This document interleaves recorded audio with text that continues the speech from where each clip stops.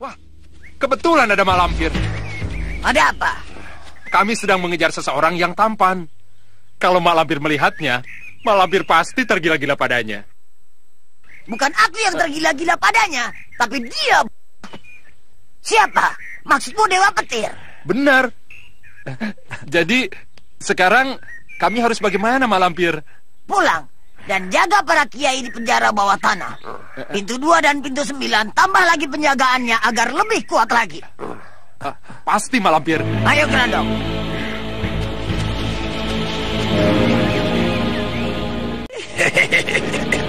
Kita lagi bingung, si nenek akhirnya menunjukkan.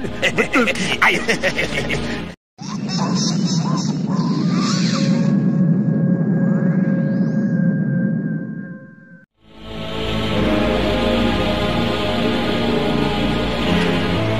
Mana Kiai Ageng Jumantoro, Ki Gondang? Shh, jangan berisik. Dasar. Nanti jangan curiga. Hei! Buka pintu ini. Saya? Ya kamu.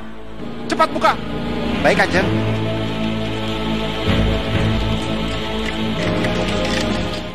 Di awal episode ini, kita menuju pada Mak Lampir dan Grandong yang baru saja ditipu oleh Kalagondang dan kawan-kawannya yang menyamar sebagai Prajananta. Kini Grandong pun baru menyadari bahwa Prajananta itu palsu, karena ia sempat mendengar pemuda itu mengatakan nenek peot muka codot. Setan hitam itu pun mencurigainya sebagai Kalagondang. Si Lampir pun kemudian melihat dengan kukunya yang kini bisa berfungsi sebagai layar pantau CCTV pengganti paso penggalanya yang telah dihancurkan oleh topeng hitam. Benar saja, karena di dalam kuku itu menunjukkan bahwa para tawanan mereka dilepaskan oleh Prajananta palsu barusan. Nenek setan itu pun menjadi marah dan kesal karena merasa telah ditipu mentah-mentah. Ia pun langsung mengajak Grandong untuk mencegat rombongan Prajananta palsu tersebut. Mau kemana, Kanjeng? Ke tempat yang lebih aman. Perintah rahasia dari ketua.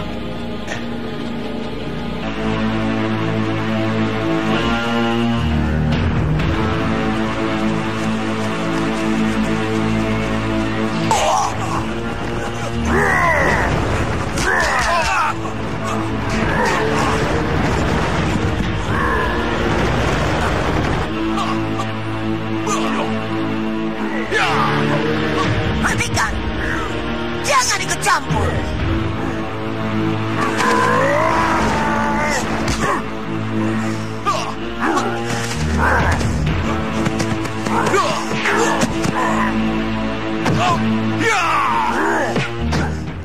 Ya, kini Grandong pun tidak menyadari bahwa ia sedang menyerang Prajananta yang asli.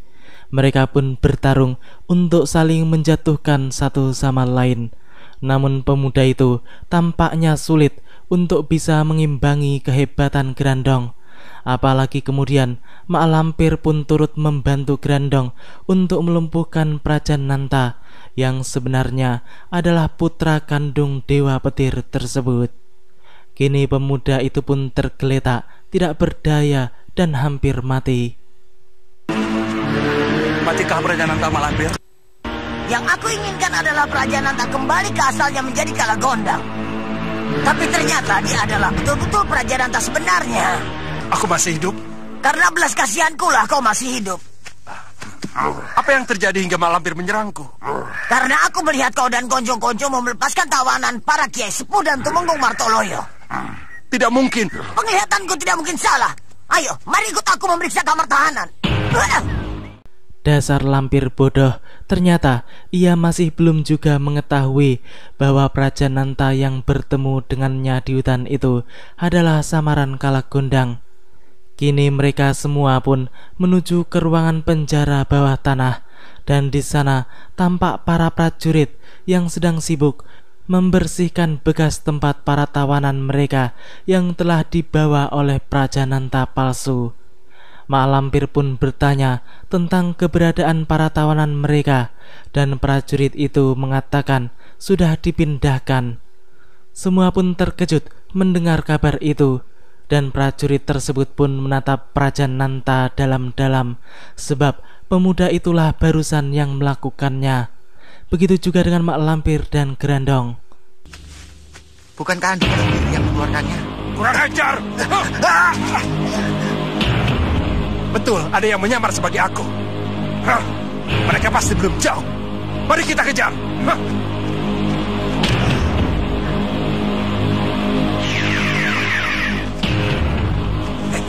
Penasaran banget. Kita harus pulang dengan membawa Kiai Ageng Jumantoro, Kiai. Jangan.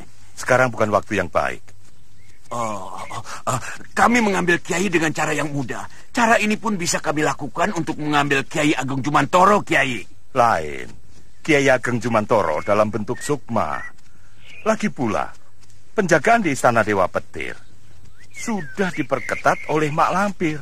Lebih baik kita menunggu saja sampai keadaan memungkinkan. Tapi aku akan coba dulu, Kiai. Jika omongan Kiai benar, aku akan kabur. Truna, Welu, kalian ngapain jamar terus? Kembalilah ke rupa asalmu. Ayo. Ya. Bargo, Truna dan Welu pun kini telah kembali ke wujud aslinya. Kalagondang pun kemudian menyuruh mereka bertiga untuk mengawal para kiai sepuh tersebut sampai ke padepokan Kiai Ageng Sebayu. Dan kalau menemui rintangan di jalan, mereka pun diminta untuk segera menghubungi dirinya. Sedangkan ia sendiri hendak menyelamatkan sukma Kiai Ageng Jembar Jumantoro yang sampai saat ini masih ditawan di Istana Raja Petir. Prajananta palsu alias Kalagondang itu pun kemudian mengatakan mereka harus cepat-cepat pergi dan lebih baik menempuh alam jin saja agar lebih aman. Semuanya pun kemudian segera menghilang pergi ke padepokan Kiai Ageng Sebayu. Sedangkan Kalagondang pun segera berjalan kembali menuju ke markas Dewa Petir. Akan tetapi dirinya pun kemudian justru bertemu dengan Prajananta yang asli, yang di saat itu sedang bersama dengan dua setan utara untuk mencari tawanan mereka yang hilang. Melihat ada orang yang menyamar sebagai dirinya, Prajananta pun langsung marah. Ia pun kemudian langsung mencegat Prajananta yang lain yang dianggapnya palsu tersebut. Hai, Prajananta kedua, berhenti!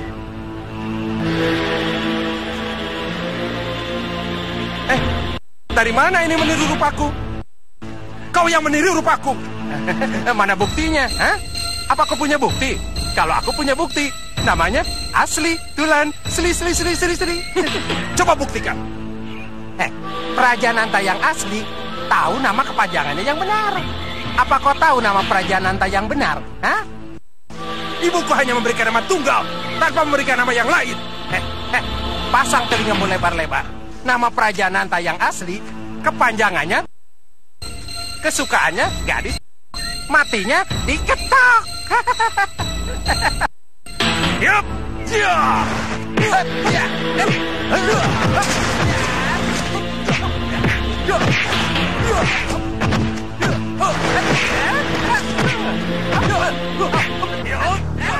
sabar Dimas, sabar.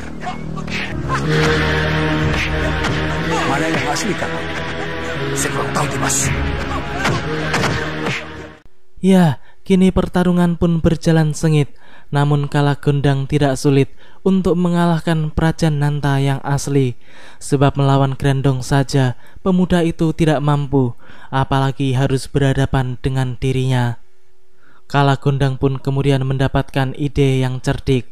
Ia pun berpura-pura meminta kepada dua setan utara untuk membantunya menangkap lawannya yang merupakan Prajananta asli tersebut. Tanpa pikir panjang, mereka berdua pun kemudian segera menyerang Prajananta yang asli, sehingga kini membuat Kalagondang atau Prajananta palsu pun menjadi nganggur dan berperan sebagai penonton. Ia pun tampak sangat senang karena tipu dayanya itu berhasil. Sabarki, tunggu dulu.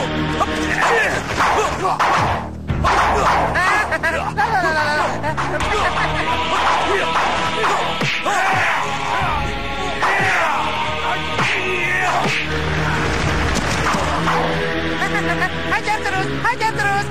Tunggu, Ki. Tahan. Aku yang asli, itu yang palsu.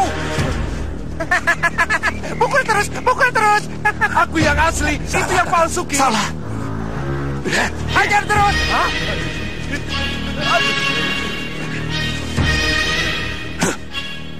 Kurang ajar. Kita diperdaya. Betul, Dimas. Prajananta. Ayo. Alhamdulillah. Kalagondang juga yang bisa menyelamatkan orang-orang kita. Dan tadi disebut-sebut topeng hitam. Di mana dia sekarang? Tidak tahu, Kiai. Aku pikir dia tertawan. Sebab dia diberi tugas oleh Kalagondang menyelidiki istana Dewa Petir. Ketika itu, Kiai Jamas dan Kiai Basari pun akhirnya berhasil sampai ke padepokan Kiai Ageng Sebayu.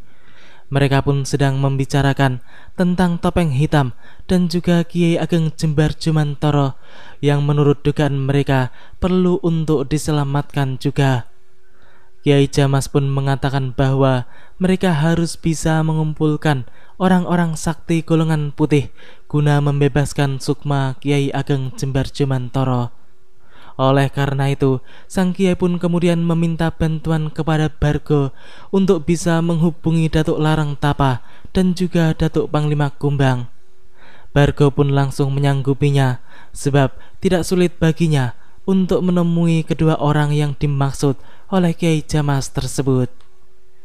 Kini kita menuju pada Kadipaten Tegal, di mana pada saat itu tampak Gendawar yang sedang sendirian, dan sepertinya ia sedang teringat tentang Setyawati, putri tunggal Adipati Haryo Sentanu yang sangat disukainya. Mendadak, pemuda itu pun terkejut karena ada orang yang memegang pundaknya, yang ternyata adalah Syekh Maulana Bakir. Syekh yang biasa menemui Kiai Jamas itu pun kini menemui Gendawar untuk membantu pemuda itu menggapai cita-citanya untuk menjadi suami Rara Setyawati. Beliau pun menasihati Gendawar untuk tidak berputus asa dan tetap terus berjuang. Ingat, Gendawar, Tuhan menilai seseorang bukan pada derajat lahirnya, namun yang dinilai kebagusan dan kemuliaan hatinya. Kau sudah banyak berbuat kebaikan pada sesama makhluk. Apakah kau kira seluruh pengorbananmu itu akan didiamkan Tuhan begitu saja? Tidak, Gendawar. Hati yang mulia akan dimuliakan pula oleh Tuhan dan oleh segenap orang yang tahu nilai-nilai kemuliaan. Beranikan dirimu. Dekati Setyawati dengan segenap ketulusan hatimu. Aku dan Baginda Sultan ada di belakangmu. Sultan? Jasamu menangkap sukma Dewa Petir tidak cukup dibalas dalam bentuk apapun. Umpamanya saja, kau diangkat sebagai adipati. Upah itu terlalu kecil untukmu. Karena itu, kau jangan ragu-ragu. Dekatilah Setyawati kalau kau benar-benar mencintainya. Terima kasih, Syekh. Gendawar pun merasa bahwa dirinya seperti dipacu kembali untuk menggapai cita-citanya. Ia pun menyampaikan terima kasih sebesar-besarnya kepada Syekh Maulana Bakir yang telah menguatkan dirinya. Kini pemuda itu pun tampak sangat senang dan langsung sungkem di depan waliullah tersebut. Keesokan harinya, Gendawar pun mengutus salah seorang dayang untuk memberitahu Rara Setyawati bahwa ia ingin bertemu dengan gadis itu di tempat bekerjanya. Setyawati pun tampak senang mendengar kabar dari dayangnya tersebut, sehingga kemudian ia pun segera menemui Gendawar di tempat kerjanya. Setelah bertemu, mereka pun tampak saling melepas rindu karena sudah beberapa purnama ini Gendawar tidak pernah ada di Kadipaten. Rara Setiawati pun mengatakan bahwa selama ini ia selalu bertanya kepada Jaka tentang keberadaan kekasihnya itu. Namun Jaka selalu mengatakan bahwa ia sama sekali tidak mengetahuinya. Aku mencari Kanjeng Tumenggung Martoloyo. Sampai saat ini entah ada di mana. Ketemu?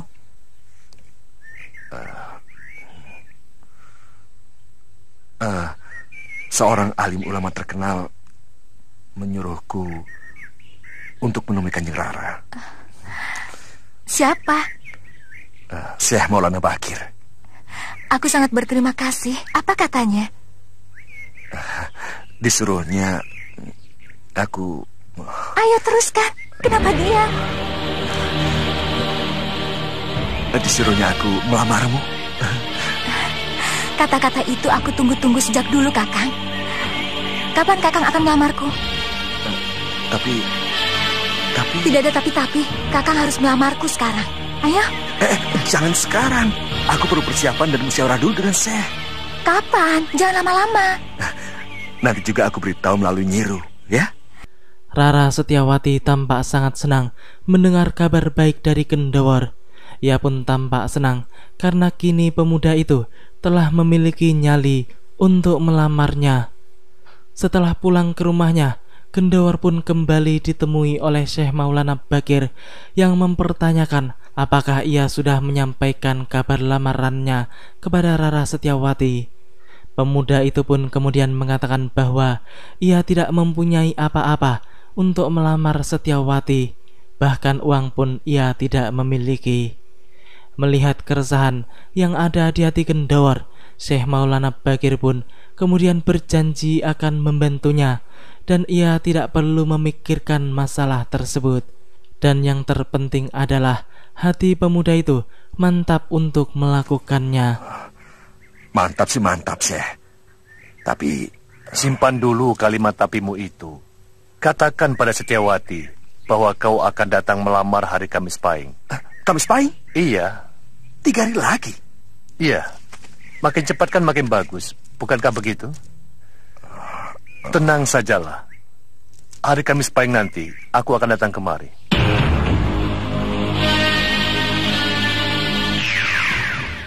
Kendawar pun tampak bingung sendiri karena ia benar-benar tidak mempunyai persiapan apa-apa. Apalagi yang akan dilamarnya adalah seorang petinggi Mataram. Di malam itu tampak sebuah kereta yang bergerak ke arah kediaman Adipati Haryo Sentanu.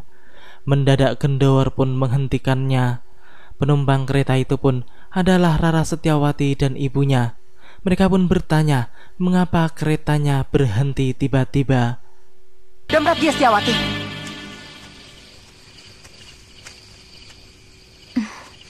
Ada apa? Aku akan datang meminangmu pada hari Kamis Pahing. Tapi terus terang, yang aku bawa hanya cinta, keberanian, dan tekad. Apakah kau mau menerima lamaranku? Yang Kakang bawa harganya melebihi emas dan berlian. Aku akan terima dengan segenap ketulusanku. Setiawati, ngomong apa saja kamu? Ayo sini. Mari. Kendawar pun langsung pergi setelah menyampaikan pesannya kepada gadis tersebut. Ibunya tampak marah-marah melihat anaknya yang bukannya mengusir pekatik kuda itu, namun ia malah asyik berbicara berdua. Rara Setiawati pun kemudian malah memberitahukan kalau Kendawar akan datang menemui romonya Adipati Haryo Sentanu. Hal itu justru membuat Ibu Setiawati menjadi semakin marah dan ia pun mengatakan bahwa ia akan menyuruh suaminya untuk bersiap-siap menghajar pekatik kuda yang dianggapnya tidak tahu diri dan hina. Malam itu tampaknya Parwati yang sedang berjalan sendiri di tengah gelapnya malam. Lalu mendadak ada seseorang yang menemuinya untuk memberikan kabar tentang Kendawar. Mau apa, Ki? Menyampaikan warta. Warta apa? Si Kendawar ingin meminang calon istrinya, putri orang kaya dan berpangkat. Dia tidak mempunyai apa-apa dan juga tidak mempunyai pendamping. Aku sangat berterima kasih jika Nyai mau menyampaikan warta ini kepada gurunya Nyi Timun.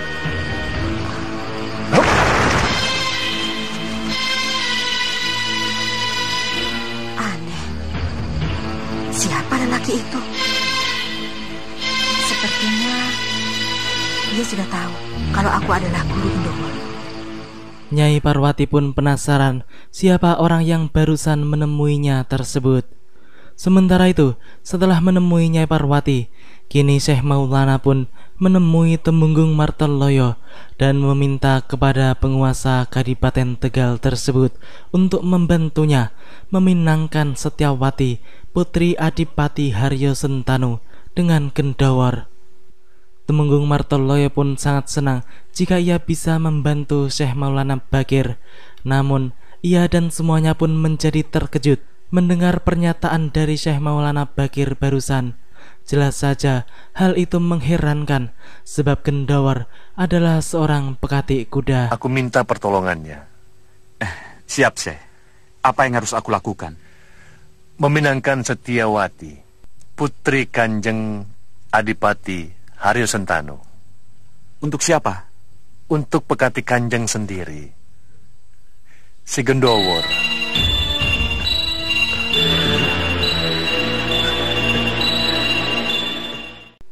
Ya, di antara orang-orang yang hadir di ruangan tersebut, hanya Kiai Jamas saja yang tidak terkejut, sebab ia sudah mengetahui siapa itu Gendowor dan apakah pemuda itu pantas untuk melawar Rara Setyawati ataukah tidak.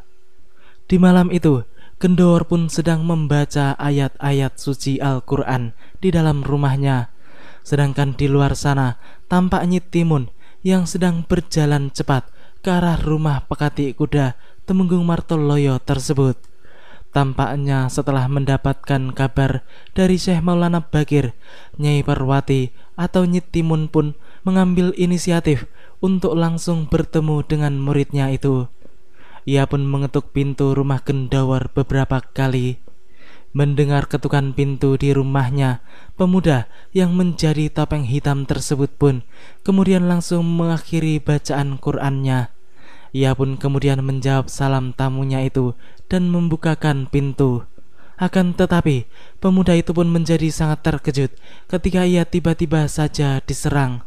Namun ia mampu menghindar dan menepis semua serangan-serangan gurunya tersebut dengan sempurna. Sepertinya Nyi Timun memang sedang ingin menguji ketangkasan muridnya tersebut.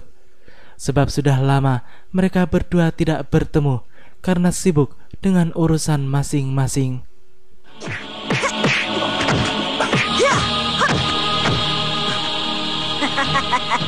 Bagus, bagus. Kau masih teringat semuanya, Gendowor? Guru? Aku hanya mampir sebentar karena ada warta dari seseorang.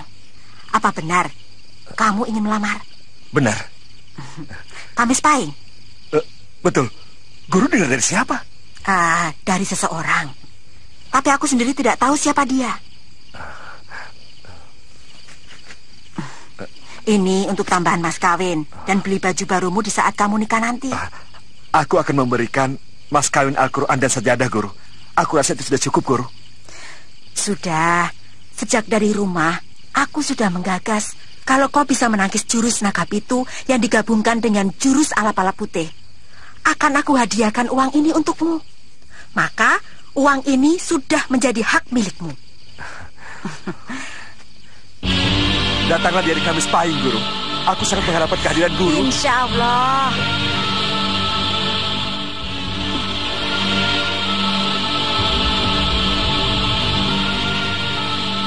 Kakang Adipati pasti akan marah. Dan hal ini akan dipandang sebagai penghinaan bagi beliau. Kini kita kembali lagi kepada pertemuan antara para kiai dan Syekh Maulana Bakir serta Temenggung Martoloyo dan juga Pangeran Purbaya, di mana ketika itu Temenggung Martoloyo pun mengatakan bahwa Adipati Haryo Sentanu pasti akan marah besar jika mendengar hal tersebut, dan semua itu akan dianggapnya sebagai penghinaan. Akan tetapi Syekh Maulana dengan tenang menjelaskan bahwa justru semuanya itu adalah sebuah kemuliaan. Seperti biasa, Kiai Besar yang paling tidak memiliki naluri pun langsung membantah pernyataan Syekh Maulana, sebab yang ia lihat hanyalah pekatiknya saja. Ia tidak mau bertanya ada apa di balik semua itu. Ia pun kemudian mengatakan bahwa Adipati pasti akan menganggap bahwa lamaran itu akan mempermalukan dirinya sebagai petinggi Mataram yang derajatnya sangat tinggi. Syekh Maulana pun kemudian membuka siapa Gendawar sebenarnya, sehingga membuat semua yang ada di ruangan itu menjadi terkejut seakan-akan tidak percaya, kecuali Kiai Jamas. Siapa yang malu memiliki menantu yang Baginda Sultan sendiri merasa berterima kasih dan memuliakannya? Apa? Si Gendawar dimuliakan Kanjeng Gusti Sultan? Akan dimuliakan jika Baginda Sultan tahu siapa si Gendawar. Dia kan hanya seorang pekatik, perawat kuda kadipaten. Dan apa istimewanya? Topeng hitam itu Gendawar, Kiai. Dia? Iya. Masya Allah. Tidak kusangka. Topeng hitam. Astagfirullahaladzim. Topeng hitam? Kiai, Gendawar. Aku sudah tahu. Oh iya. Topeng hitam kan? Iya, betul. Betul. Mari kita rundingkan hal yang sangat penting, Pangeran. Tidak. Apa derajat Gendawar hingga dia berani meminang Setiawati? Siapa yang bilang bahwa dia akan datang kemari dan meminang Setiawati? Benar saja, ketika itu tanpa Adipati Haryo Sentanu yang marah besar mendengar kabar tentang Gendawar yang akan datang meminang putrinya. Ia pun kemudian bertanya kepada putrinya itu langsung, apakah benar demikian? Setiawati pun menjawab, benar. Bahkan Gendawar sendiri yang akan datang ke rumahnya itu untuk meminang dirinya. Sang Adipati pun tampak sangat meremehkan, dan ia pun berkata bahwa kalau pekatik kuda itu berani datang ke rumahnya dan bisa keluar dengan selamat, maka ia akan menganggapnya sebagai pemuda atau lelaki sejati, yang intinya adalah ia memperbolehkan Gendawar untuk datang ke rumahnya, namun ia akan mengadakan perhitungan dengan pemuda pekatik kuda tersebut. Dasar Adipati pengkhianat. Ia belum tahu bahwa ilmunya tidak ada seujung kuku ilmu yang dimiliki oleh Gendawar. Setelah dari Setiawati, Adipati Edan itu pun kemudian menemui istri keduanya, yaitu Nyi Randa, si dukun sesat yang tinggal di rumahnya. Hari ini aku telah dihina oleh seorang pekatik kuda. Maksud kakak siapa? Gendawar? Betul. Dia mau melamar Setiawati. Apa tidak memalukan sekali? Anak Adipati dilamar oleh seorang pekatik. Ingat kakang, kakang pasti akan dipermalukan di depan orang banyak. Pamor serta wibawa kakang akan runtuh. Sekarang cari saja Gendawar, bunuh dia atas kelancangannya. Sudah aku cari kemana-mana, tapi Gendawar tidak bisa aku temukan. Kakang, kita tunggu saja sampai waktu yang dia janjikan tiba. Nyimas, tolong carikan untuk putriku seorang pemuda ningrat yang sakti dan dari kalangan orang yang terkenal. Kalau begitu, aku akan minta tolong Malampir untuk mencarikannya. Bawalah nanti di hari Kamis Pahing, di saat Gendawar datang untuk meminang Setiawati. Baik, kakang. Kalau begitu, Kamis Pahing nanti aku akan datang ke sini bersama Mak Lampir dan pemuda yang kakang pesan.